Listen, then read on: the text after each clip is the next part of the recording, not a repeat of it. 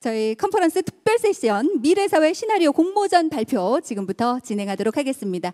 먼저 시작하기 전에 오늘 공모전 심사위원 여러분들을 소개해 올리겠습니다. 한 분 한 분 소개해 드릴 때마다 역시 큰 박수로 환영해 주시기 바라겠습니다. 먼저 본 컨퍼런스 주최 미래창조과학부 이재홍 국장님 모셨습니다. 큰 박수로 환영해 주시기 바랍니다. 고맙습니다. 계속해서 본 컨퍼런스 주관기관이죠. 한국인터넷진흥원 이완석 본부장님 오셨습니다. 고맙습니다. 계속해서 KT경제경영연구소 김희수 부소장님 자리해 주셨습니다. 고맙습니다. 끝으로 네이버 정민아 실장님 함께 오셨습니다. 고맙습니다. 네, 귀한 시간 내주셔서 진심으로 감사의 말씀드리겠고요. 저희 오늘 진행하는 공모전 발표, 사실 이번 공모전은요, 지난 2달 동안 200여 명이 1차 서류 심사에 응모를 했고요. 총 49개 팀을 1차에서 선발한 후에 이 중에 동영상 심사를 통해서 총 8개 팀을 이번 무대에 올리게 됐습니다. 그러니까 상당한 경쟁을 뚫고 올라온 그런 작품들이 되겠습니다. 과연 어떤 작품들인지 여러분 끝까지 함께 해주시길 바라겠고요. 저희가 심사위원 여러분들께서도 심사를 하시겠지만 지금 함께 계신 참석자 여러분들께서도 함께 투표를 하실 수가 있습니다. 네임택 뒤집어서 보시면 투표권이 있을 텐데요. 공모 발표가 끝난 후에 직접 이 공모 발표자들이 투표함을 들고 문 앞에서 서 계실 겁니다. 제일 잘했다, 제일 좀 감동적이다 싶은 그 투표함에 투표를 해주시면 저희가 입선자 그리고 최우수상 그리고 대상까지 선정을 하도록 하겠습니다.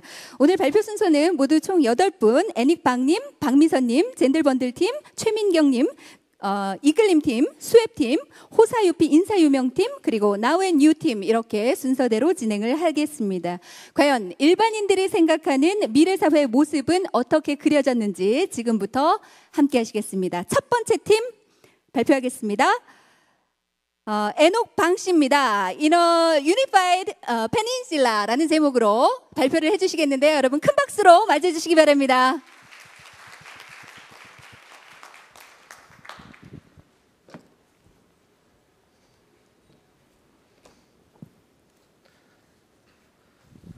Hello, nice to meet you everyone. My name is Enoch Bang and I am from Handong Global University. I will be speaking in English, so if you like, you can turn on your translator machines. And I will begin.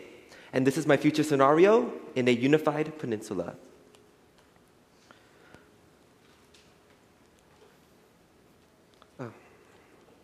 And so, as you can see and as you already know, Korea has been divided since the Korean War and World War II.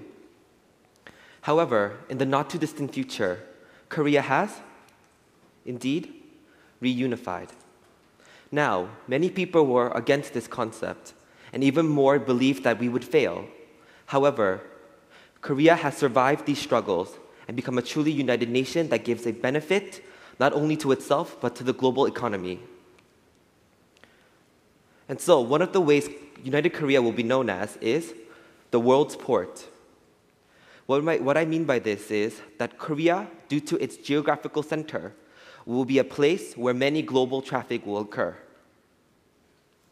For example, there will be the United Korea Railroad route. And as you can see here, starting from the railroads at the northernmost border of unified Korea, it will go into Russia, through Siberia, and into Europe, causing a very new and faster way of land travel. In addition, United Korea will have new sea routes caused by the downfall of other maritime boundaries. This means that through United Korea, Europe, Southeast Asia, and East Asia will have better sea routes to trade together. The Jewel of East Asia. This is one of the names that will be synonymous with United Korea. That is because, like a jewel, it will burn brightly and it will be such a priceless treasure for this world. One of the ways is tourism. As you already know, South Korea is home to many UNESCO World Heritages. However, when South Korea and North Korea unite, many new cultural identities and objects and such related to the Korean identity will be found, increasing tourism. In addition, United Korea will look into clean, renewable energy, specifically nuclear energy. From the knowledge found about nuclear power from North Korea and the scientific advancements of South Korea, they will combine together to lead the way for nuclear energy in this new world. In addition, South Korea is already known for its high technologies. That is why, with the labor force from North Korea and the know-how from South Korea, many new technological advances will occur. In addition, with the increase of talent within United Korea, it will bring a renaissance in Asia for the Korean people. And so Korean artists will be recognized for their beautiful artwork. In addition, with Korean fashion, and also by this time, the Hallyu trend, the Korean wave, will finally reach its peak, allowing for Korean music to also be known around the world. Now, the global junction. Because I said before, like its central location and how well it'll help with trade, United Korea will become a center for many things. First of all, because of its location, many Asian countries will come to South Korea, to United Korea, to help in their alliances. And also, alternate dispute resolutions for Asian companies will be dealt with in United Korea. In addition, the Korean language, Hangul, will be used as another form of global communication. That is because many people who are higher ups will want to learn Korean because of its economical benefits. And because of that, others will be inspired to learn Korean. And so people will use Koreans like how we use English and Russian and Spanish to communicate with other countries. In addition, United Korea will be a symbol of peace within Asia. Because after generations of war, Koreans have finally realized that they must work together and love each other if they want to truly survive in this new world. And that is why United Korea will, first of all, disband its former military alliances to adopt security alliances. In addition, it will have a strong foreign policy and work for global humanitarian works. Now, like all good things, there's also the downsides. There will be many dysfunctional aspects. One of them will be, of course, an economic recession, because South Korea will be taking in North Korea, which is a third world country. However, many nations will see how much benefit United Korea will be, and thus will invest into, and also will get us out of our recession faster and into an economic boom. Also, issues that we will most likely face is forms of discrimination, because for so many years, the two countries have been apart and thus forgotten their one singular Korean identity. But through tolerance education for youth and enactment of anti-discrimination laws, the Korean people will come to realize that they are one people and they must understand each other. Also, what the new United Korean government has to look out for is human rights violations, especially towards the former North Koreans, because they will be exploited due to their poor skills and lack of education. And so issues such as human trafficking and poor workplace environments will occur if we are not careful, and thus the Korean government must take care of its new citizens. As you can see, there are some downsides, but what I believe is there's more good. And so I believe in a united Korea, and I hope in the future that you will be with me in this place. Thank you.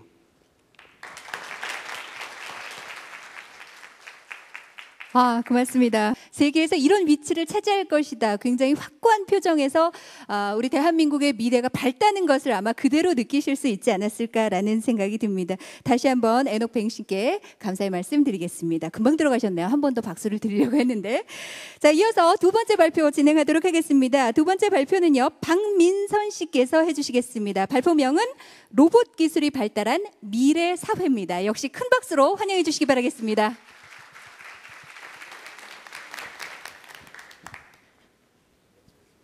안녕하십니까, 박민선입니다.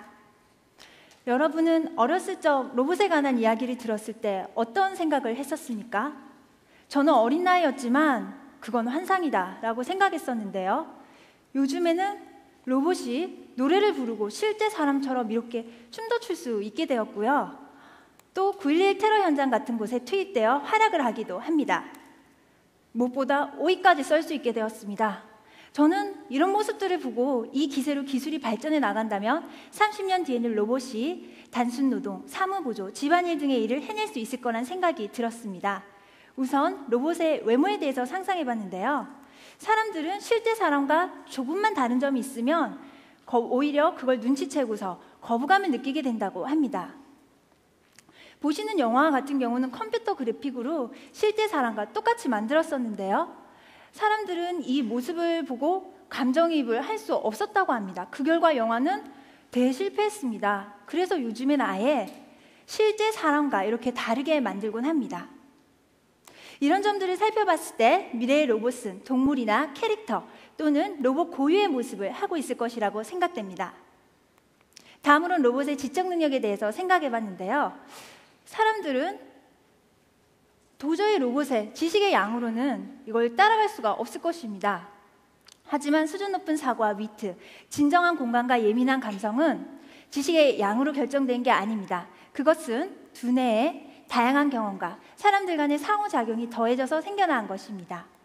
로봇이 가족을 가지고 학교를 다니는 경험을 해볼 수가 있을까요? 패턴화된 두뇌를 가진 로봇이 패턴을 벗어난 생각을 할 수가 있을까요? 저는 아니라고 생각합니다. 따라서 각 분야의 전문가, 엔터테이너, 심리치료사, 작가, 치료사, 그리고 디자이너와 같은 직업들은 로봇이 대체할 수 없을 것이라고 생각합니다. 이런 직업들에 대해서 플로리다라는 학자는 창조계층이라고 이름을 붙였는데요. 우리나라의 경우 2012년 약 19%였었다고 합니다. 매년 1.2%씩 증가하고 있으므로 30년 뒤에는 55%가 되겠는데요. 그런데 이 말은 나머지 45%의 사람들은 로봇에게 일자리를 빼앗기고 실업자가 된다는 이야기가 되기도 합니다. 제2차 세계대전의 원인이 되기도 했던 대공황 당시 실업률은 25%였었습니다. 만일 미래에 엄청난 실업이 현실이 된다면 소비는 급감하고 따라서 경제는 크게 위축될 것입니다. 국가의 세금 수익 역시 악화될 것이고요. 우울증, 자살, 가정 파괴가 증가하고 경쟁은 치열해지고 스트레스와 과로에 사람들은 시달리며 사회적인 폭동이 생기고 계층 간의 극심한 사회 갈등이 일어나며 범죄가 증가할 수 있습니다. 그리고 그러다 예전처럼 세계대전이 발생할 수도 있는 일입니다. 우리는 이러한 미래를 어떻게 하면 막을 수가 있을까요? 우선 사람들이 로봇의 상용화에 대응할 수 있는 시간을 벌어줄 필요가 있는데요. 인간 쿼터 제도입니다. 이 제도를 통해 일정 비율 이상 로봇으로 대체 가능한 일이더라도 사람을 고용하도록 법으로 강제하는 것입니다. 또 로봇 소유 제한 제도를 실시해서 사장이 로봇을 대량 구매한 다음에 사람들을 해고하고 대체하는 일이 없도록 할 수 있을 것입니다. 그리고 기존의 직업들을 믹스해서 새 직업을 만들 수 있을 것인데요.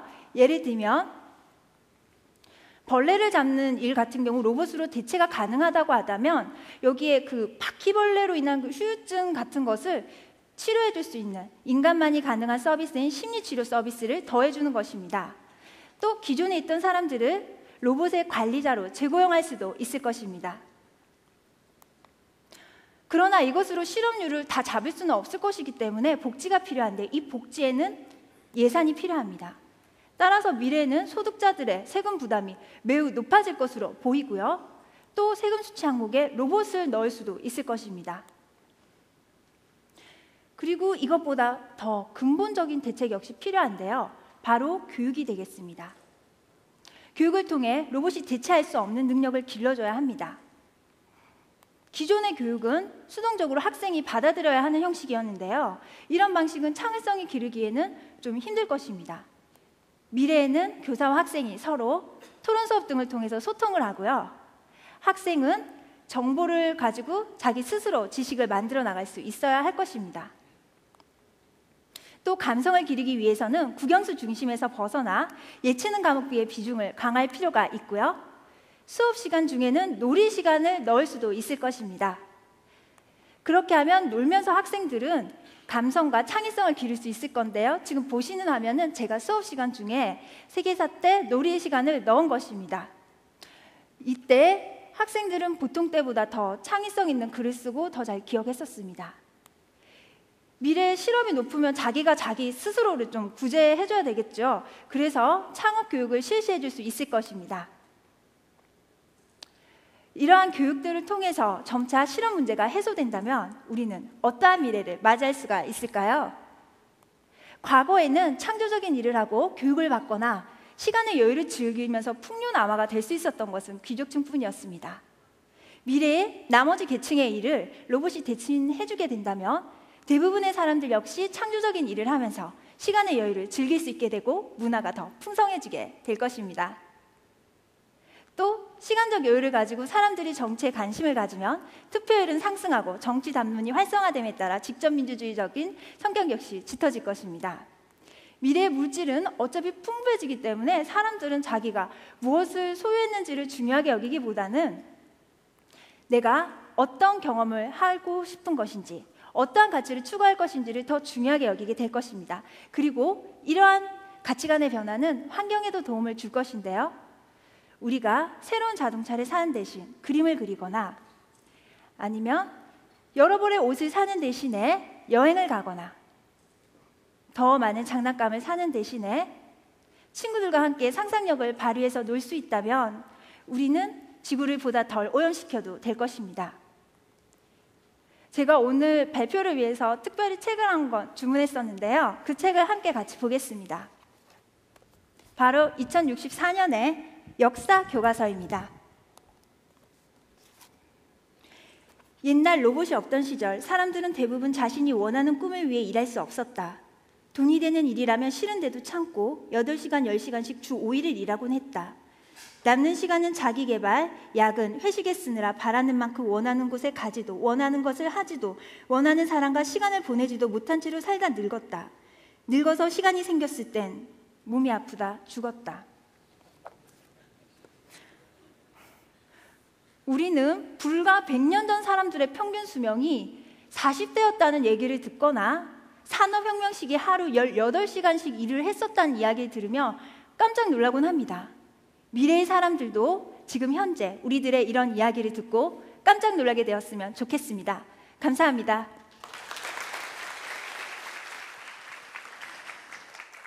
고맙습니다. 저에게 또 웃음까지 함께 주셨는데 얼마 전에 저희 독일 친구분 어머니께서 한국에 오셨다가 왜 한국 사람들은 가장 즐길 수 있을 때 40, 50대 열심히 일을 하고 이제 좀 집에서 쉴 때 60, 70대 운동을 하느냐 이런 말씀을 하시더라고요. 좀 비슷한 얘기 같아서 잠깐 드렸습니다.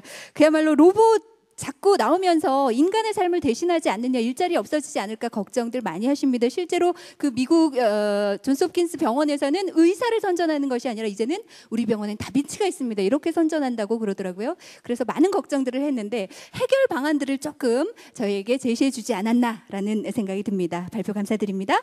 계속해서 세 번째 발표 듣겠습니다. 바로 젠들 번들 팀이 되겠는데요. 미래의 기술 발전과 세대 간 갈등이라는 주제로 발표를 해 주시겠습니다. 젠들 번들 팀 여러분 큰 박수로 환영해 주시기 바라겠습니다.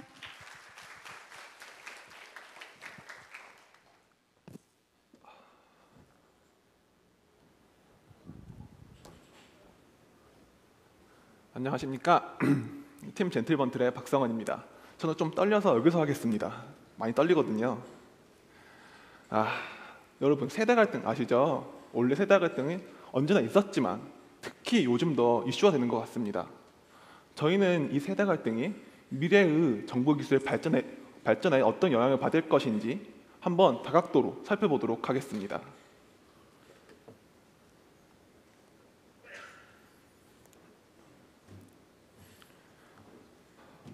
갈등은 때로 사회 발전에 촉매지 역할을 합니다. 하지만 세대 갈등의 경우에는 심각한 사회적 비용을 야기합니다. 가장 큰 문제는 국가의 발전에 필요한 에너지가 그 힘을 발휘하지 못하고 그 가치를 잃어버린다는 거였는데요. 그 외에도 국가의 기반인 가족의 붕괴, 그리고 역사적 경험과 교훈의 단절 등의 문제가 있습니다. 2013년 삼성경제연구소에서는 이러한 세대 갈등의 비용을 수초에서 나타냈는데요. 연 15조에서 44조에 이르는 엄청난 비용이라고 합니다. 그렇다면 미래에는 이런 세대 갈등이 어떤 양상이 띠게 될까요? 한번 정보기술의 발전과 함께 살펴보도록 하겠습니다.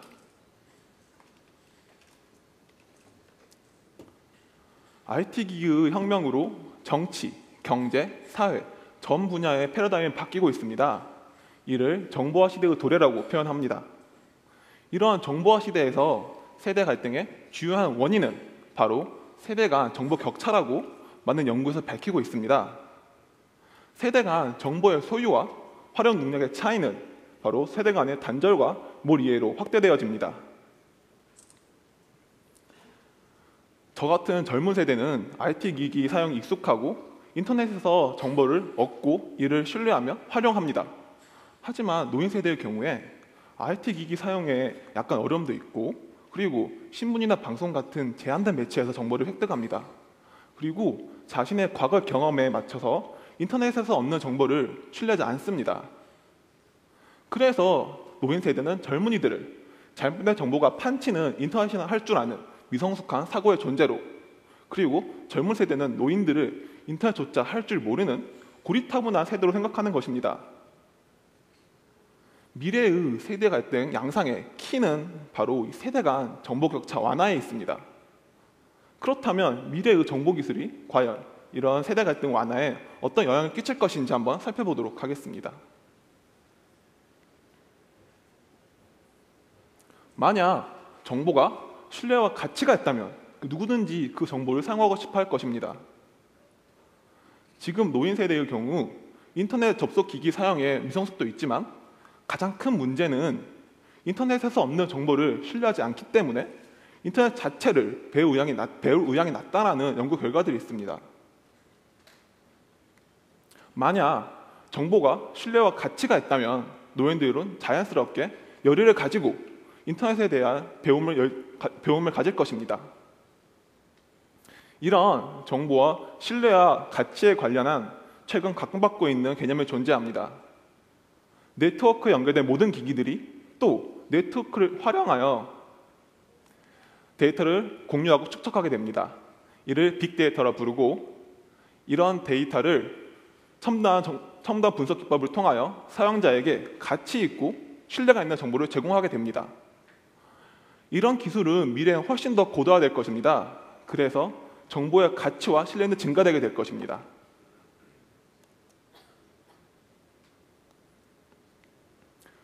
이 빅데이터를 통한 정보의 양질화가 일어났다면 이런 좋은 정보를 사용자에게 쉽게 전달해야 될 것입니다. 혹시 영화 아이언맨 보셨나요? 영화 아이언맨에서 주인공인 토니 스타크는 아이언맨 슈트를 입고 그리고 지구를 지킵니다. 이 아이언맨 슈트에는 아이언맨이 처한 상황을 파악할 수 있는 센서 시스템, 그리고 인공지능 컴퓨터인 자비스와 연결되어 있는 통신 시스템이 있습니다.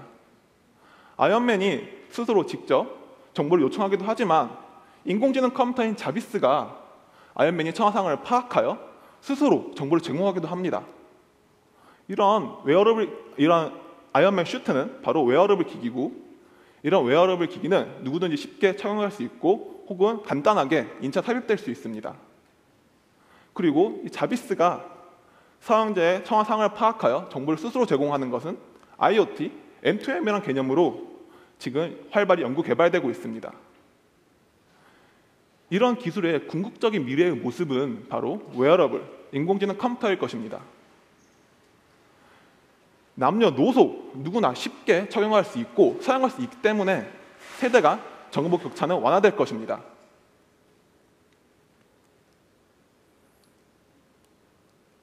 그러면 지금까지 했던 얘기를 간단하게 정리해 드리겠습니다. 미래 정보화 시대의 세대 갈등의 주요한 원인은 세대 간 정보 격차가 될 것입니다. 이 정보 격차는 빅데이터를 이용한 정보의 양질화, 그리고 웨어러블 인공지능 컴퓨터를 통한 정보의 접근성과 활용성 증가를 통해서 완화될 것입니다. 이런 정보의 평등은 서로 간의 대화와 이해를 증진시켜 세대 간의 갈등은 완화될 것입니다. 그러면 좀 더 자세히 어떻게 바뀔 것인가 한번 살펴보도록 하겠습니다. 먼저 정치적 측면입니다. 기존의 학연, 지연 혹은 개인적 가치관에 영향을 받던 투표 행위는 정책 자체 내용에 중심을 두어서 이제 정책 중심의 정치가 강화될 것입니다. 그리고 세대 간 갈등이 완화되어 가족 간의 친밀감이 증대하여 신가족주의가 탄생할 것입니다. 그 다음 정책적인 문제입니다. 앞 세션에 박준호 기자님께서 말씀하신 대로 이 국민연금 개정이라든지 정년 연장 등 세대 간의 이해관계가 얽혀 있는 문제들은 세대 간의 서로 간의 이해와 대화의 증가로 합의점을 찾을 수 있게 될 것입니다. 그리고 3, 4차 산업인 정보화 산업에 노인의 취업이 증가되어 노인 빈곤 문제가 완화되고 이에 젊은 세대의 부담을 경감할 것입니다.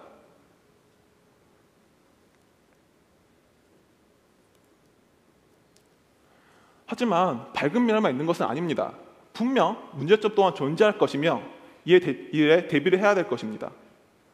고도화된 네트워크를 악용한 개인정보의 유출, 사생활 침해 등 이런 문제가 예상될 수 있습니다. 이런 문제는 보안기술 지원의 정책, 정보보호 강화 복귀 마련하여 예방해야 될 것입니다. 하지만 과도한 규제는 파놉티콘 그리고 빅브라더로 표현되는 감시사회로 갈 수 있기 때문에 민관 거버넌스를 활용, 사회적 합의에 의한 적정한 수준의 규제가 필요할 것입니다. 그 다음 이런 첨단 기기의 고비용 문제입니다.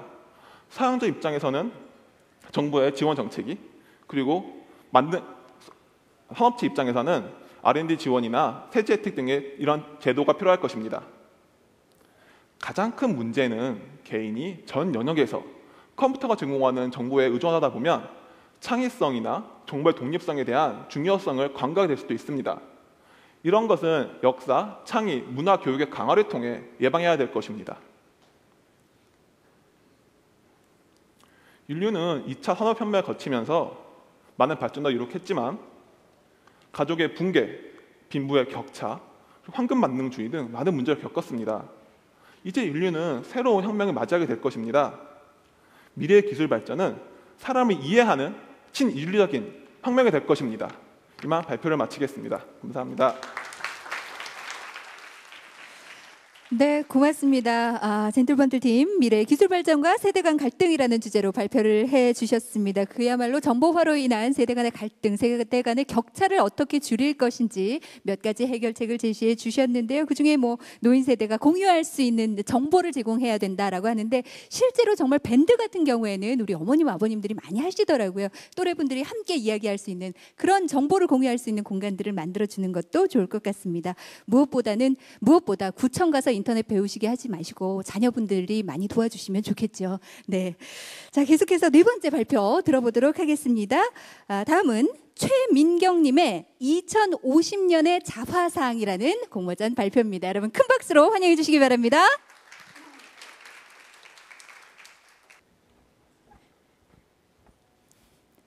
네, 안녕하십니까. 미래창조과학 국제 컨퍼런스에서 진행한 미래사회 시나리오 발표를 맡게 된 최민경입니다. 반갑습니다. 네, 저는 앞으로 40년 뒤의 미래에 대해서 그러니까 2050년에는 어떻게 변화되었고 앞으로 어떤 모습을 보일지 제가 한번 예측을 해봤는데요. 그래서 2050년의 자화상이라는 이름으로 발표를 하려고 합니다. 네, 저는 인간, 사회, 그리고 환경 세 파트에 나누어서 진행할 건데요. 먼저 첫 번째 파트, 네, 인간입니다. 네, 인간은 현재 진행되고 있는 게놈 프로젝트가 완성됨에 따라서 유전학적 새로운 인간으로 진화가 가능해지는데요. 물론 인간의 이러한 변화가 가능해질 뿐만 아니라 인간의 삶의 편의를 도와주는 여러 기술 발전으로 인해서 질병의 80%는 음용 가능한 알약으로 해결이 가능해지고요. 그리고 식욕은 패치 부착으로 해결이 가능하고 수면력 같은 경우는 간단한 뇌파 조정으로 또한 해결이 가능해집니다.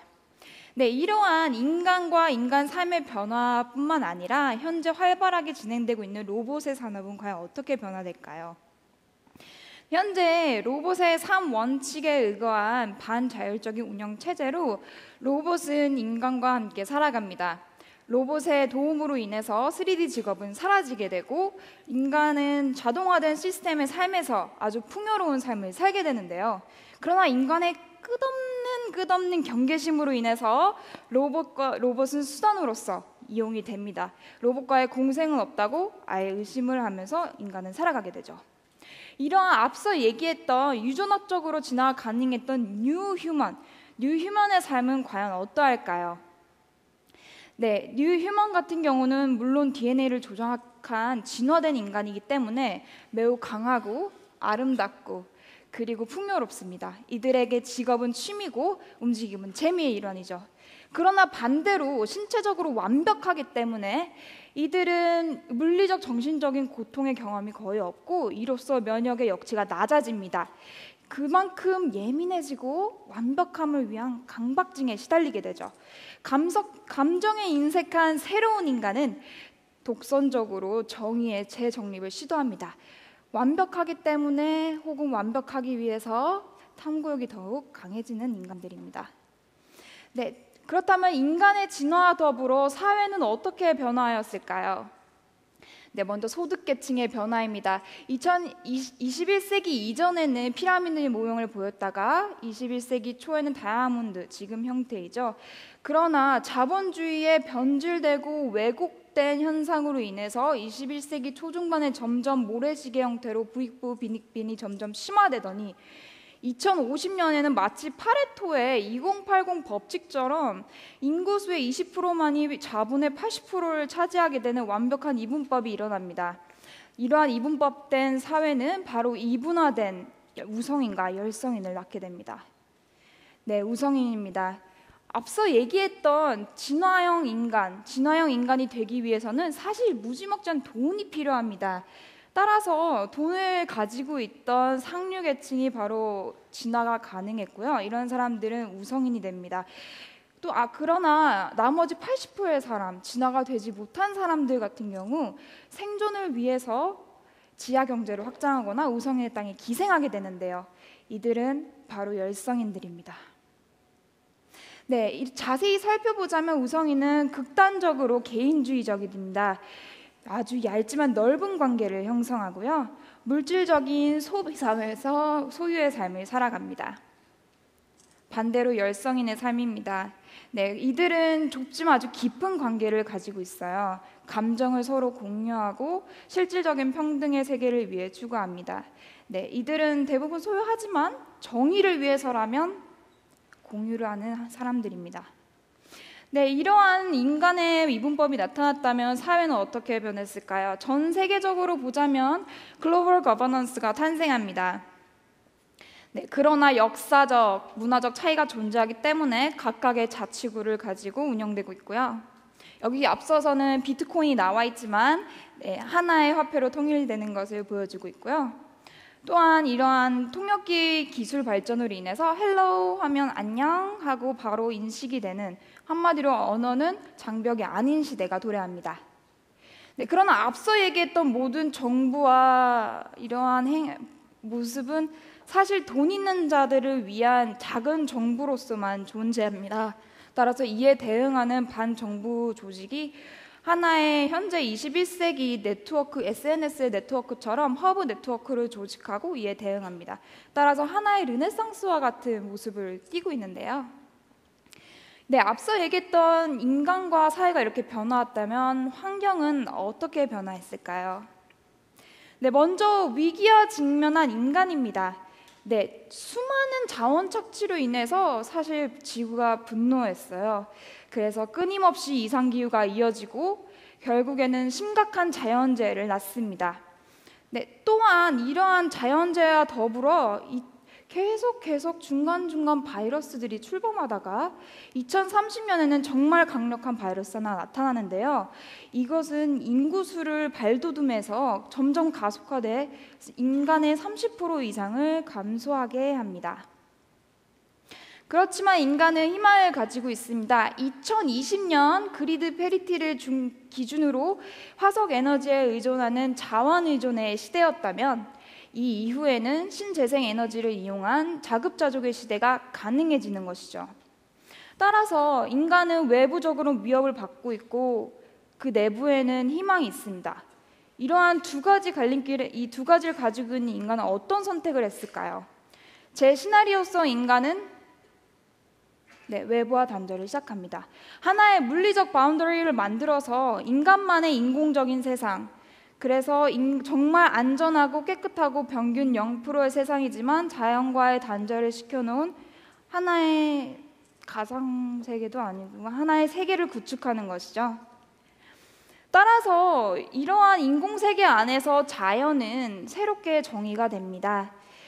책에서만 볼 수 있거나 아니면 외부에 있는 정말 위험한 것이거나 혹은 식물원에서만 볼 수 있는 형태가 돼요. 따라서 인간은 자연에 대해서 회의적이게 되고 그리고 지구에 대해서 다소 자포자기한 마음을 갖게 됩니다. 이러한 인간은 새로운 보금자리에 대한 갈망이 더욱 생겨나게 되고요. 따라서 우주 탐사에 대한 갈망이 더더욱 심화되고 이에 대해서 집착하는 모습도 보이게 됩니다. 네, 저의 시나리오는 여기까지였고요. 들어주셔서 감사합니다. 네, 고맙습니다. 2050년의 자화상이라는 제목으로 발표를 해주셨습니다. 최민경님, 과연 저는 보면서 다른 건 기억이 안 나고 우성인이 될까 열성인이 될까 좀 이런 걱정을 하기도 했습니다. 저희 잠시 안내해드리면은요, 저희 발표자가 그 투표함을 들고 있기로 했는데 사실은 투표하실 때 그렇게 얼굴을 보면서 잔인하게 투표를 못 하실 것 같아서 그냥 저희가 문 앞에 투표함을 1, 2, 3, 4, 5, 6, 7, 8번 번호로 배치할 예정입니다. 커피 브레이크 시간에 여러분들 그때 투표를 하시면 되는데요. 그래서 번호를 좀 기억해 두셔야 될 것 같습니다. 잠시 정리를 해드릴게요.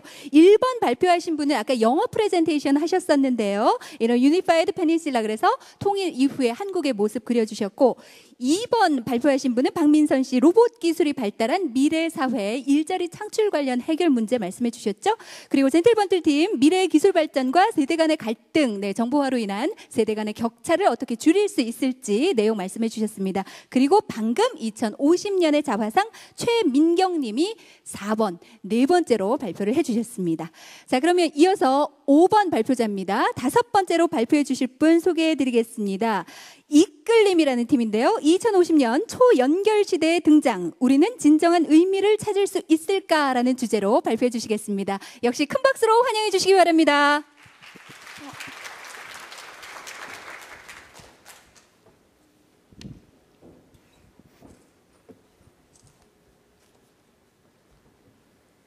안녕하세요. 서강대학교 테크놀로지학과 이끌림 팀입니다. 여러분, 우리 현대사회에는 많은 연결 매체들이 있고 저희는 그 속에서 살아가고 있는데요. 이렇게 연결 매체들이 많아졌다고 해서 우리가 진정한 연결을 이루고 있다고 말할 수 있을까요?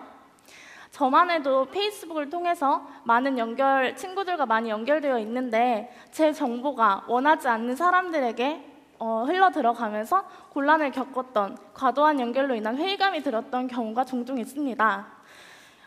이렇게 발전이 되어 가다 보면 2050년에는 지금보다 훨씬 더 많은 연결 매체들이 있을 테고, 그렇게 되면 초연결 사회에 어떠한 문제점이 있을 것이며 그것을 어떻게 해결할 수 있을지 저희의 두 주인공 니은과 디귿을 통해 알아보려고 하거든요. 네, 영상을 통해서 니은과 디귿을 만나보세요. 저는 B회사의 디바이스 커넥티드 부서에서 일하고 있습니다. 어렸을 때부터 디바이스는 제 몸의 일부였죠. 봄이든 여름이든 겨울이든 사실 잘 차이를 모르겠어요. 꽃이 피면 봄인가 보다 하는 거고 눈이 오면 겨울인가 보다 하는 거죠. 춥고 덥고를 잘 모르겠으니까. 이거 입어서 참 편해요. 그런데 계속 입고 있어서 그런지 잠깐 밖에 날씨를 느끼려고 칩을 빼면 붉은 게 올라오더라고요. 피부가 많이 예민해졌나봐요. 온도나 습도가 달라지면 적응을 못해요. 그냥 항상 칩을 착용하고 다녀야지, 안 그러면 피부병 때문에 귀찮게 치료해야 해요. 알아서 해주는 헬스케어 시스템이 있긴 한데 의료비가 워낙 비싸서 저 같은 일반 직장인이 이용하긴 어려워요. 그런데 요즘 들어 이해되지 않는 것들이 많이 생기는 것 같아요. 왜 그런지 곰곰이 생각해봤는데 문학 같은 건 사람과의 관계, 특히 사랑에 대해서 많이 다루잖아요. 그런데 어렸을 때부터 그런 사람과 사랑 같은 거를 많이 배우기보단 기술에 대한 걸 더 많이 배운 것 같아요. 얼마 전에 교육부에서 인터랙티브 미디어 노출에 따른 청소년들의 감정 발달 장애에 대한 보고서를 발표하기도 했대요. 나만 이런 것이 아니라 교육에 문제가 있는 거겠죠? 어디서 사람과의 관계에 대한 것을 배워야 될지 모르겠어요. 안녕하세요. 저는 C회사에서 인터랙티브 미디어를 담당하고 있는 디귿입니다. 저는 주로 일을 하면서 이것을 사용하죠. 이건 이런 기능도 있어요. 영양 성분이 좋네요. 맛있겠어요. 이 반지가 제 회사의 반이라고 해도 될 정도예요. 얼마 전에 회사에서 지급했는데 근무 시간 동안 제가 하는 모든 것들이 반지를 통해 회사에 보고돼요. 뭐 예를 들어 다른 회사와 회의하는 내용이 실시간으로 바로 정리되어 회사에 보고되고 제가 어떠한 일에 대한 업무를 보고 있는지 상세히 기록된답니다. 가끔 감시당하는 느낌도 들죠. 회사를 큰 제품으로 보면 그 중에 하나의 부속물인 거죠 뭐. 그러다 보니 알람도 엄청 울리고 알람들 다 확인하는 것도 일이에요. 그렇다고 항상 회사의 감시 속에 있는 건 아니에요. 제 렌즈를 이용해서 가끔 딴짓을 하기도 하죠. 사람들 과거를 구경하는 건 제 취미예요. 여태 과거까지 마음에 드는 여자 단 한 명도 만나보지 못했어요. 뭐 다른 여자들도 제가 마음에 들진 않을 거예요. 제가 지방대 나온 거나 사춘기 시절 싸워서 징계 먹었던 것, 심지어 헬스케어 칩이 읽는 성기능의 문제까지 보고 있을 테니까요. 이런데 저를 누가 좋아해 주겠어요? 어떠셨어요? 2050년의 문제점들이지만 왠지 공감이 되지 않으십니까? 저희는 미래 사회의 문제점을 크게 3가지로 보고 정리해 보았습니다. 먼저 나의 관점에서는 감각, 감성의 부재가 있을 것이라고 예상하였고요. 두 번째, 우리의 관점에서는 관계의 문제. 마지막으로 세계적인 관점에서는 자원 고갈로 인한 연결의 문제가 있을 것이다 라는 생각을 해보았습니다. 먼저 감성, 감각의 부재에 대해서 이야기해보도록 하겠습니다. 저희는 지금 오감을 통해서 환경을 만지고 느끼고 하는데요. 미래에 기술이 발달하게 된다면 우리는 인터랙티브 미디어와 웨어러블 디바이스를 통해서 환경을 느끼게 될 것입니다. 하지만 이것은 어떤 제한된 인터페이스 속에서만 환경을 체험하다 보니까 되게 단절되고 어떤 약간 그런 느낌만을 받아들일 수 있게 되고요. 왜곡된 어떤 디바이스 통해 간접적으로 체험하다 보니까 직접적인 느낌을 못 받고 왜곡된 인식체계 속에서 살아가게 될 것이라는 문제점, 그리고 그렇게 되다 보면 감각 기능이 저하될 것이라는 문제점을 생각해 볼 수 있었습니다. 다음으로는 관계의 문제가 있는데요. 앞서서 영상에서 보셨듯이 스마트 렌즈를 통해서 너무 손쉽게 다른 사람의 사적인 정보까지도 다 보게 될 것입니다. 그렇기 때문에 이러한 사적인 정보를 너무 많이 접하다 보면 사람을 대할 때 선입견, 편견을 통해 사람을 보게 되고 이것은 사람에 대한 불신으로 이어지게 될 것입니다. 그렇게 되면 우리는 진정한 소통과 정말 마음을 통해 끊임없이 교류해야 할 사랑의 문제에 대해서도 사랑에 대해서도 두려움을 느끼고 사랑을 할 수 없는 상태까지 이르게 되겠죠? 이렇게 저희는 그런 관계의 문제에 대해 살펴봤고요. 마지막으로 사물 인터넷 시대가 도래하다 보면 많은 디바이스들이 늘어나게 될 것이고 이러한 디바이스들의 주 재료가 되는 자원이 고갈될 것이라고 예측했습니다. 이렇게 자원이 고갈되게 되면 자연스럽게 자원 풍족 국가와 그렇지 못한 국가로 나뉘게 될 텐데요. 이것은 또 하나의 계급화를 만들게 되고 그 사회 속에 살아가는 사람들 간에서도 디바이스를 보유하고 있는 사람과 그렇지 않은 사람들과의 빈부격차, 또 이를 통한 정보 격차로 이어지게 될 것이다 라고 예상하였습니다. 자, 그렇다면 미래 사회인들은 이러한 문제점들을 어떻게 극복할까요? 저희는 각각의 문제에 대한 해결책들을 찾아보았는데요. 먼저 첫 번째로 감각, 감성의 부재에 대한 해결책입니다. 저희는 2가지를 생각해봤어요. 인간 본래의 감성, 감각을 회복하려는 노력과 자연으로 이끄는 콘텐츠입니다. 앞서서 보셨듯이 우리 니은은 시를 이해하지를 못해요. 왜냐하면 감성, 감각의 기능이 떨어져 있는 상태이기 때문인데요. 이걸 어떻게 극복하면 좋을까요? 미래 사회에서는 증강현실을 이용해서 만약에 시에 대한 감성적, 감각적 이해가 필요하다면 이런 증강현실을 직접 보게 하여 이해를 도울 것입니다. 하지만 여기서 중요한 것은 이러한 증강현실이 인간의 감각을 더 비슷하게 재현하는 것을 목표로 하는 것이 아니라 디바이스 없이 순수한 자연환경으로 이끌어주는 것이 최종 목표가 되어야 된다는 것입니다.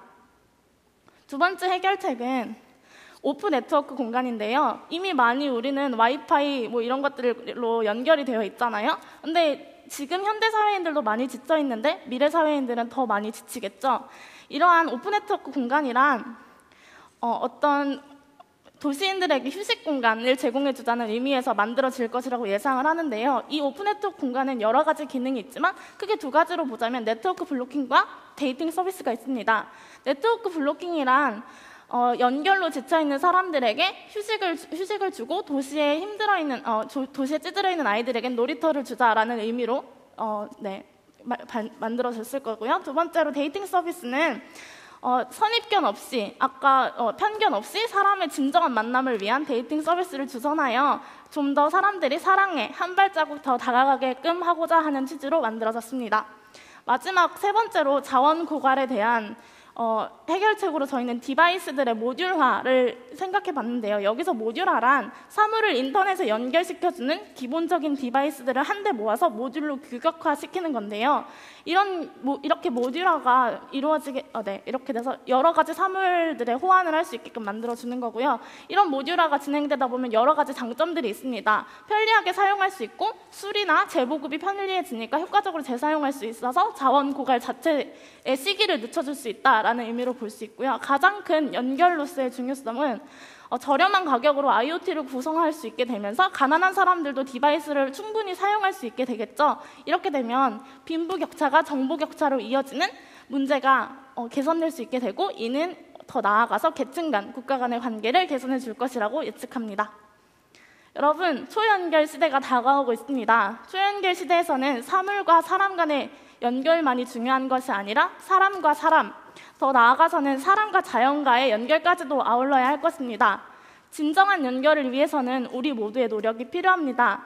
우리가 더 나은 기술을 만들 때 단순히 기술에만 치중하는 것이 아니라 이것이 진정한 연결을 이루어낼 수 있는지에 대한 생각까지 선행되어야 할 것입니다. 감사합니다. 네, 고맙습니다. 그리고 특별히 무대 위에서 계속 서 있었던 니은관 디귿에게 큰 박수 부탁드리겠습니다. 네. 디귿님 너무 자신감 잃지 말아주세요. 고맙습니다. 그야말로 초연결 시대가 다가온다는 얘기는 우리 스스로가 많이 하고 있는 이야기들인데 어떻게 인간의 삶이 변화되는지 동영상을 통해서 또 꼼꼼히 짚어주셨고, 다시 기술로서 인간으로 돌아가는 방법들, 그 아이디어를 제시해 주셨습니다. 다시 한번 감사의 말씀 드리겠습니다. 자, 이번에는 6번째 발표가 되겠습니다. 그 발표자에게 숫자를 매기는 것 같아서 좀 죄송합니다만 6번 발표자가 되겠네요. 기억해 주시고요. 수앱입니다. WCS Wearable Computer Suite라는 주제로 오늘 발표 진행해 주시겠습니다. 여러분 큰 박수로 환영해 주시기 바랍니다.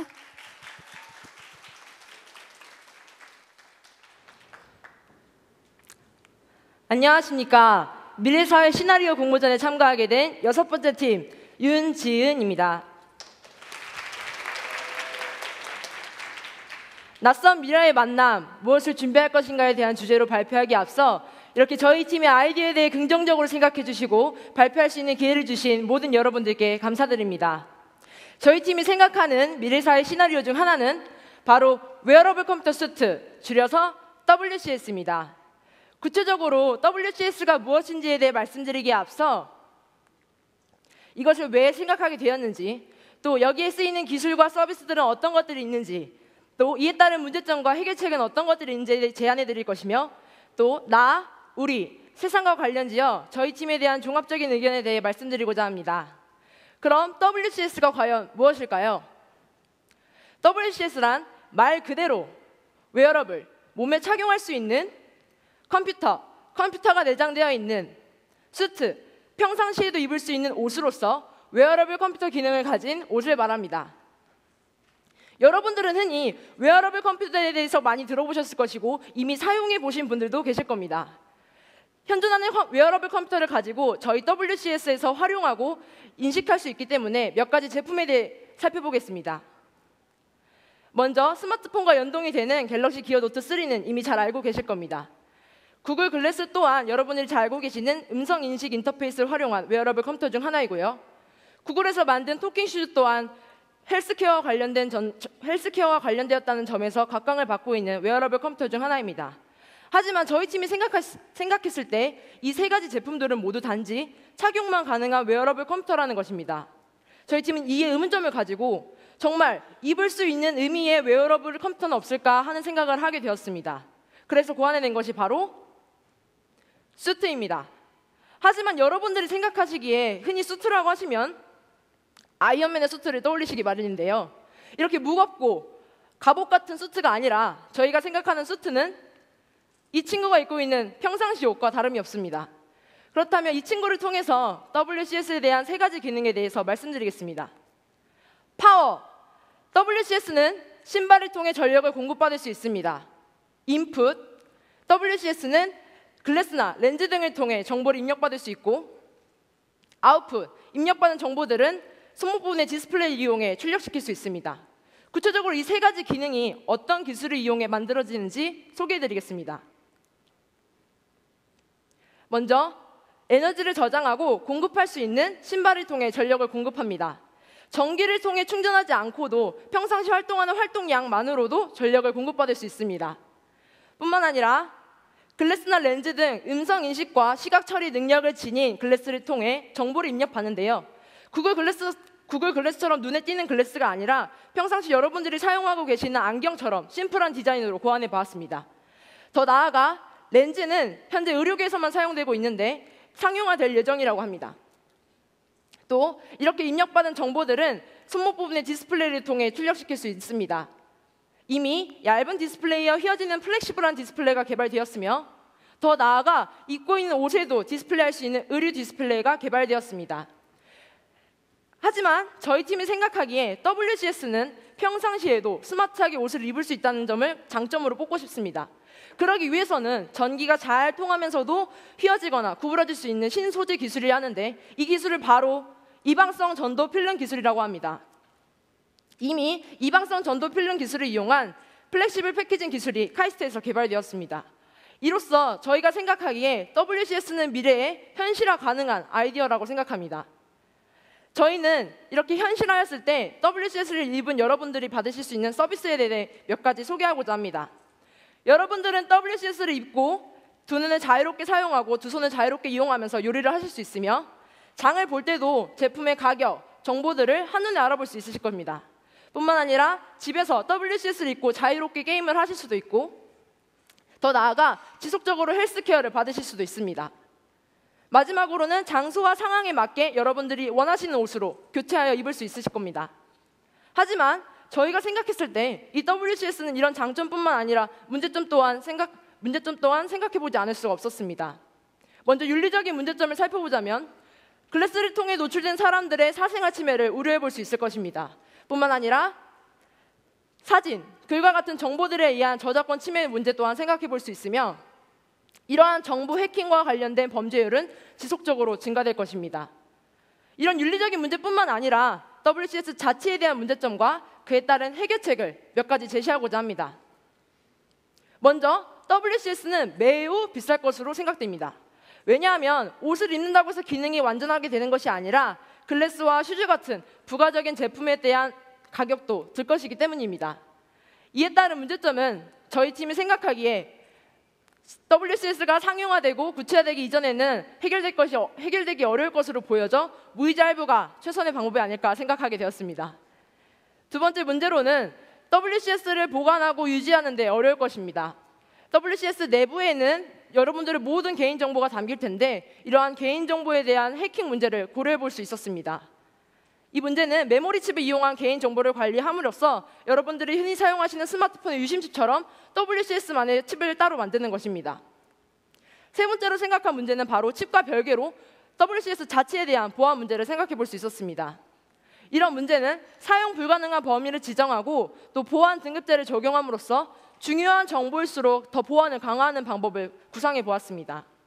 마지막으로 생각을 하는 저희의 WCS에 대한 문제점 중 하나는 바로 제한적이라는 것입니다.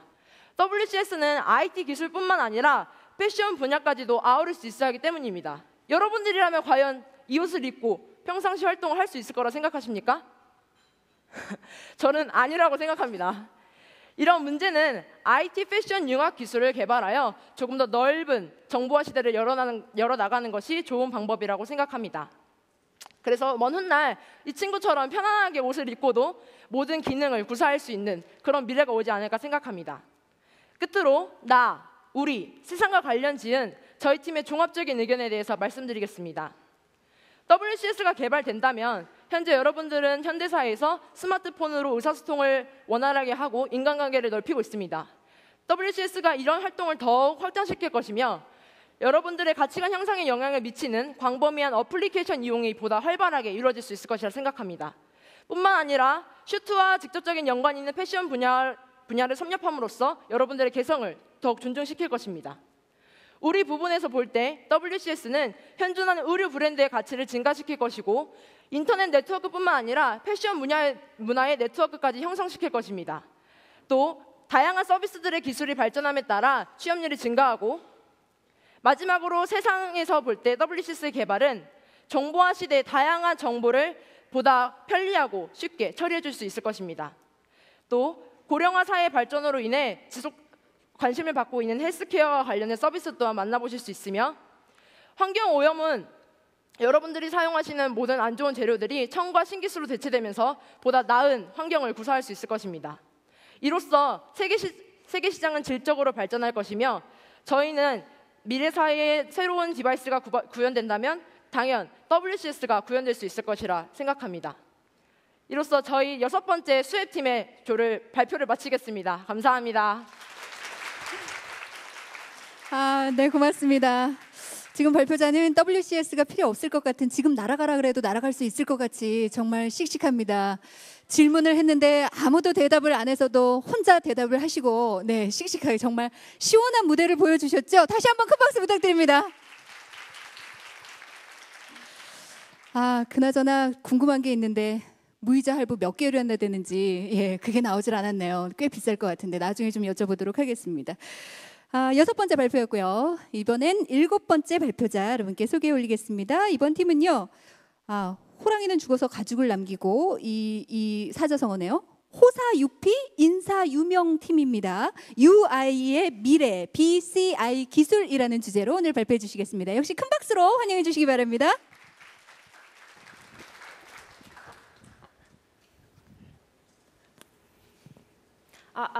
여러분 잘 들리시나요?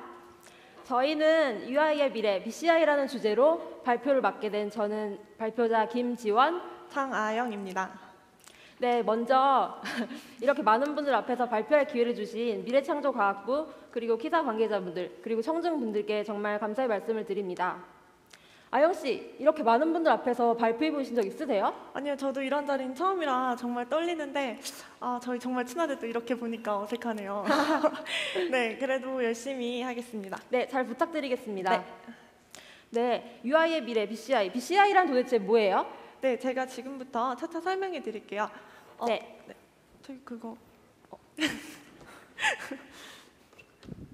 네. 저희 오늘 발표 순서입니다. 먼저 그러면 질문하신 것처럼 BCI가 무엇인지, BCI의 정의, 그리고 현재의 기술 현황에 대해서 말씀드리고 저희가 상상해본 미래 시나리오, 그리고 그에 따른 이슈 및 제안 순서대로 말씀드리도록 하겠습니다. 네, 혹시 올해 2월에 개봉한 로보캅 2014 이 영화 보셨어요? 초등학교 때 봤던 기억이 나는데요. 네, 맞습니다. 리메이크작인 이 영화는 저렇게 테러를 당해서 신체 일부만 겨우 남은 주인공에게 로봇 신체를 이식한 장면인데요. 이후에 이식에 성공한 주인공은 저렇게 생각하는 대로 몸을 자유롭게 움직일 수 있게 됩니다.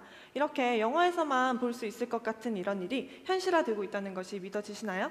정말 이렇게 가능하단 말이에요? 리얼리? 네, 맞습니다. 현재에도 충분히 이런 기술이 가능하다고 합니다. 그렇다면 직접 말하지 않아도 서로의 생각을 알 수 있다던가 물건을 상자에 담는 것처럼 기억도 어딘가에 보관할 수 있다든지 그리고 내게 필요한 지식이나 정보를 마음대로 넣다 뺐다 할 수 있는 이런 미래 가능해지지 않을까요? 네, 맞습니다. UI의 진화 과정을 보면서 말씀드릴게요. 여기 보시다시피 UI는 버튼 인식으로 시작해서 그리고 모션 인식, 그리고 안구 인식까지 진화해 왔습니다. 그리고 그 마지막은 바로 우리가 생각하는 대로 바로 인식할 수 있는 두뇌 인식입니다. 이것이 바로 저희가 오늘 말하고자 하는 BCI 기술인데요. 다시 설명드리자면 BCI는 브레인 컴퓨터 인터페이스의 약자로 우리가 생각하거나 움직일 때 나오는 뇌파를 측정해서 인터페이스를 활용하는 기술을 말합니다. 그래서 바로 뇌와 IT의 융합이라고 말씀드릴 수 있는데요. 여기 보시면은 2014년 떠오르는 10대 기술 중 하나로 주목받기도 했습니다. 그렇다면 이런 기술은 어떻게 활용되고 있어요? 네, 영상으로 보여드릴게요. 첫 번째 영상은 자동차가 운전자의 뇌파를 측정해서 스스로 그 집중도에 따라서 속도를 조절하는 것이 가능한 것을 보여줍니다. 네, 두 번째 영상인데요. 이 제품은 일본의 한 회사가 개발한 제품인데 이제 저 제품을 쓰고 있으면은 집중을 하게 되면 귀가 쫑긋하고 다른 생각을 하면 귀가 처집니다. 그래서 이렇게 사람의 감정 상태를 귀의 모습으로 나타낼 수 있는 것을 보여주는데요. 네, 정말 재밌는 제품이죠. 네, 그래서 이렇게 귀의 모습으로 나타내주고 네. 그렇다면 제가 생각해본 미래 시나리오 한번 들어보실래요? 네. 때는 2050년 우리나라 베스트셀러 작가인 정 작가는 심한 교통사고를 당해 몸을 자유자재로 움직일 수가 없다. 하지만 몸이 성하지 않은 정 작가는 아무런 불편함 없이 오늘도 글을 쓴다. 어떻게 이런 일들이 가능해질까? 바로 머리에 이식된 칩을 통해서 자신의 생각을 하는 그대로 머릿속의 이야기가 바로 저장이 된다. 그리고 그 이야기는 가상서점에 판매할 수가 있다. 이제 서점은 더 이상 종이로 된 책이 아닌 기억과 상상이 곧 책이 되는 새로운 패러다임을 맞이한 서점인 것이다. 서점을 방문한 고객들은 자신의 원하는 책을 검색하고 마음에 드는 서적을 고르고 결제하면 그 책의 내용이 바로 머릿속으로 전송이 된다. 더 이상 고객들은 자신의 눈으로 책을 읽지 않는다. 직접 그 책의 내용을 경험할 수 있게 된 것이다. 그리고 이렇게 오늘도 사람들은 수많은 책 이야기 속에서 이야기를 경험하고 있다. 어떠세요? 네, 정말 흥미로운 이야기인 것 같은데요. 하지만 그만큼 문제점도 함께 발생하지 않을까요? 예를 들면 칩 이식으로 인한 도청으로 개인정보 유출이 발생할 수도 있고 해킹으로 인해서 그 기억 조작이 이루어질 수도 있을 것 같아요. 그리고 또 무분별한 정보의 이용으로 가상세계와 현실을 극복하지 못하는 등의 자아정체성에 혼란이 올 수도 있을 것 같습니다. 또 돈 있는 사람들은 BCI를 활용해서 돈을 더 주고 성능을 더 좋게 한다던가 아니면 더 많은 고급 교육들을 받을 수도 있을 텐데요. 그렇게 되면 가난한 사람들과의 정보 격차는 더욱 커질 것이고 그것은 더 큰 빈부격차로 이어질 것으로 우려가 되는데요. 어떻게 생각하세요? 네, 그럴 줄 알고 해결 방안도 한번 생각을 해보았습니다. 먼저 첫 번째 지목하셨던 기억 조작, 해킹, 유출에 관한 부분은 바로 기술적인 문제점에 해당되는데요. 그에 따른 해결 방안으로는 먼저 정부 산하의 보안 전문 학교를 양성하는 등 철저하게 교육받은 보안 전문가들이 많이 양성되어야 한다는 것입니다. 그리고 정보 이용에 앞서서 인증 절차가 이루어져야 할 것이며 우선상의 중간 점검 및 심사 절차가 이루어져야 합니다. 이렇게 기술 발전에 발맞춰서 그에 따른 보안도 뒤따라야 한다고 생각했습니다. 그리고 세 번째 지목하셨던 부분은 바로 윤리적인 문제점에 해당되는데요. 남용 및 중독에 관한 해결 방안으로는 먼저 조작이 미숙할 수 있는 청소년들을 대상으로 일정 부분 사용을 제한하는 것입니다. 그 밖에도 어렸을 때부터 올바른 사용에 관한 교육이 이루어져야 할 것입니다. 그리고 더욱 커질 빈부격차의 문제에 관해서는 정부의 든든한 지원 정책이 필요합니다. 돈이 없는 사람도 동등하게 교육받고 이용할 수 있는 여건이 마련되어야 할 것입니다. 네, 정말 좋은 생각인 것 같은데요. 네, 그렇죠. 하지만 가장 중요한 걸 놓치셨습니다. 이렇게 앞서 말씀해 주신 여러 문제점들에도 불구하고 정확한 법 조항이 부재하다는 것인데요. 그에 따른 해결 방안으로는 먼저 BCI에 관한 새로운 법 제정 및 정비가 이루어져야 할 것입니다. 그리고 사용자들을 대상으로 나이에 따른 알맞은 허용 범위들이 설정되는 등 보험 제도가 도입되어야 한다고 생각했는데요. 네, 그렇다면 결국에는 개인과 기업 그리고 정부가 다 함께 노력해 나가야 한다는 말씀이시네요. 네, 그렇습니다. 네, 마지막으로 저희 컨퍼런스의 주제인 I, 휴먼 그리고 플래닛으로 한번 생각을 정리해 보았는데요. 시냇물이 강물이 되고 강물이 바다가 되듯이 나로 인한 작은 노력이 우리를 바꾸고 세상을 바꾸게 될 수도 있진 않을까요? 네, 맞습니다. 우리가 이렇게 조금씩 노력하다 보면 앞으로 다가올 BCI 세상에서도 행복한 미래를 꿈꿀 수 있을 것입니다. 네, 저도 낯선 미래와의 만남이 정말 기대가 되는데요. 네, 네, 저희가 준비한 발표 내용 여기까지고요. 저희 발표 들어주셔서 감사합니다. 네, 감사합니다. 고맙습니다. 마지막 하실 말씀 다 하셔도 됩니다. 부족한 저희 발표 들어주셔서 감사합니다. 네, 고맙습니다. 그렇습니다. 이제 그 두 학생의 대화를 통해서 우리가 알고 있는 그 기술들로 어떻게 변화될 것인가, 사회 변화를 살펴봤고 거기에 대한 문제점 해결책까지 함께 들어봤습니다. 그야말로 정말 그렇게 될까? 리얼리? 했는데 그런 시대가 왔죠. 함께 생각해보는 시간이 아니었나 싶습니다. 자, 오늘 공모전 발표 마지막 순서가 되겠습니다. 마지막 8번째 발표가 되겠는데요. 이번에 발표할 팀은 Now and You의 팀입니다. Now and You 팀인데요. N 국가의 탄생이라는 주제로 발표해 주시겠습니다. 마지막 팀이니까 더 큰 박수로 환영해 주시기 바라겠습니다.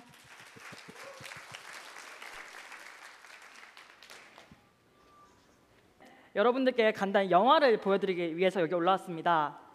저희 조는 The Invisible Nation이라는 주제로 발표를 하게 된 아주대학교 산업공학과 이다진, 김보배, 이민지입니다. 먼저 영화를 감상하시려면 전반적인 줄거리를 알고 보면 더 편하시겠죠? 그래서 줄거리를 간단하게 요약해드리겠습니다. 먼저 저희 시나리오의 가장 핵심은 N국가라는 것인데요. 이 N국가라는 것은 저희가 지금까지는 볼 수 없었던 새로운 형태의 비물리적 국가입니다. 즉, 지금 자본보다 더 중요한 데이터를 가지고 형성되는 새로운 형태의 국가이죠. 이 N국가가 만들어주는 문화적, 사회적, 경제적 혜택들을 대중들은 누리지만 그와 동시에 감시와 통제를 당할 수 있다는 불안감도 놓이게 됩니다. 하지만 이렇게 어두운 측면만 있으면 영화의 결말이 없는 거겠죠. 그래서 그 영화의 결말은 저희 발표의 마지막에서 확인해 주시기 바랍니다. 다음과 같은 목차로 저희 영화를 시작해 보도록 하겠습니다.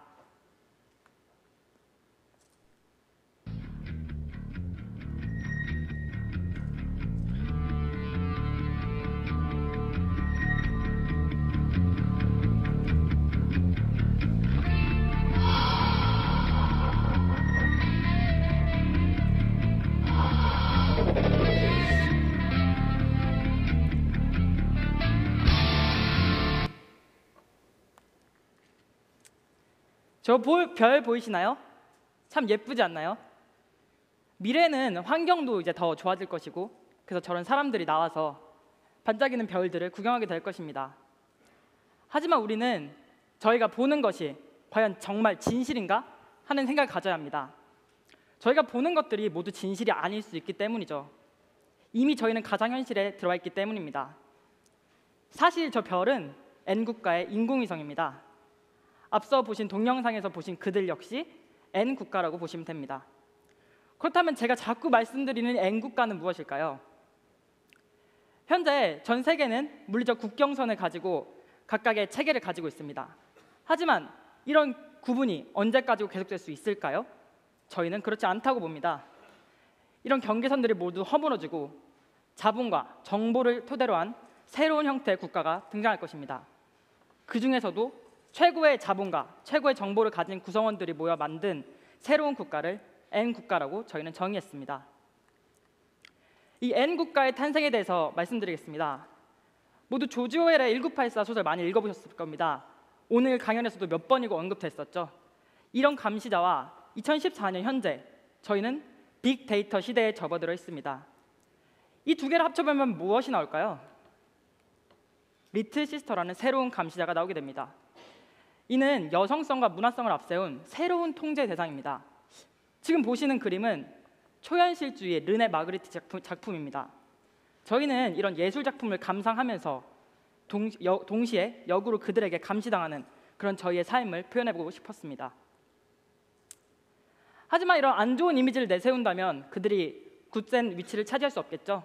그래서 그들은 노블리스 오블리자라는 모토를 내세우며 긍정적 이미지를 만들었습니다. 그중 하나가 장애인 복지 사업입니다. 현재 장애인들을 우리가 많이 치료를 해주고는 있지만 외관적으로는 이미 그들을 구분하고 있습니다. 하지만 미래에는 더 이상 외관으로 그들을 구분하는 것은 불가능해질 것입니다. 인공장기나 인공신경 그런 것들이 그들을 일반 사람들과 동일한 사회적, 문화적 혜택을 제공할 수 있게 해줄 것이기 때문이죠. 다음으로는 웨어러블 디바이스 기술이 있습니다. 현재 병원, 아니면 약국, 또한 치료 등 다양하게 분리되어 있는 의료 사업들을 하나로 통합시킨과 동시에 그 더 편리함을 제공해주기 위해 신체 이식 가능한 칩을 만들어냈습니다. 이 외에도 저희 조 앞서 발표하신 많은 분들이 내세워주신 많은 기술들이 이 N국가에서 시행하고 있는 기술이라고 보시면 됩니다. 현재 저희는 이미 디지털 경제 확산으로 분산과 병렬의 빅데이터 시대에 접어들었습니다. 우리는 오늘도 지금 이 순간에도 데이터를 생성하고 있으며 그 속도는 저희가 예측할 수 없을 만큼 매우 빠릅니다. 이 가운데 저희가 그 처리 기술을 제대로 익히지 못한다면 그런 거대한 N국가에 귀속될 수밖에 없을 것입니다. 저희가 처리하지 못한 그 많은 우리의 개인정보들은 그들의 어두운 손을 통해 착취당하고 말 것입니다.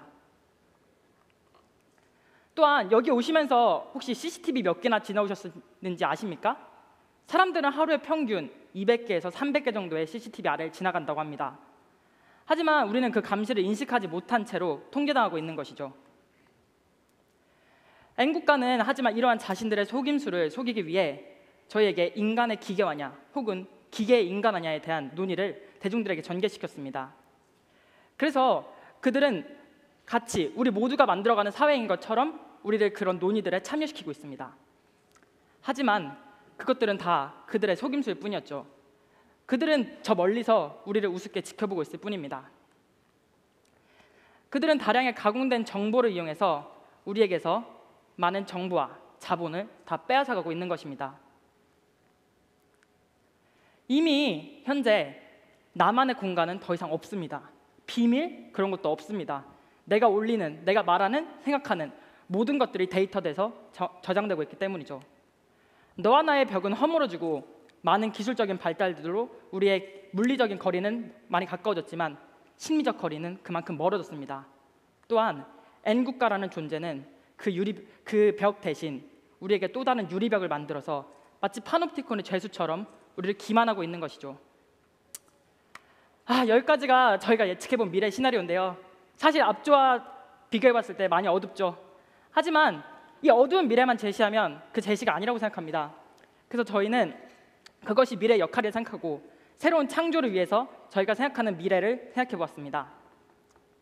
미래는 지금 제가 계속 말씀드렸듯이 데이터라는 것이 참 중요해질 것입니다. 데이터 하나하나가 곧 돈이 될 것이기 때문이죠.